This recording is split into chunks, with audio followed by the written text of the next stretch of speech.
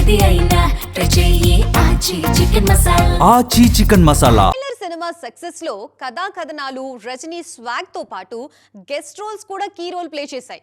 అందుకే జైలర్ 2లో ఆ డోస్ ని మరింత పెంచేందుకు ప్లాన్ చేస్తున్నారు.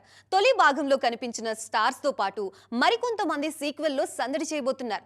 తాజాగా ఈ విషయంలో మరో ట్విస్ట్ ఇవ్వబోతున్నారన్న న్యూస్ కాలీవుడ్ సర్కిల్స్ లో వైరల్ అవుతోంది. రజనీకాంత్ హీరోగా నెల్సన్ డైరెక్షన్ లో తెరకెక్కిన బ్లాక్ బస్టర్ మూవీ జైలర్. ఈ సినిమాలో Mollywood super star Mohan Lal, Kannada top hero Shivaraj Kumar కీలక పాత్రలో నటించారు.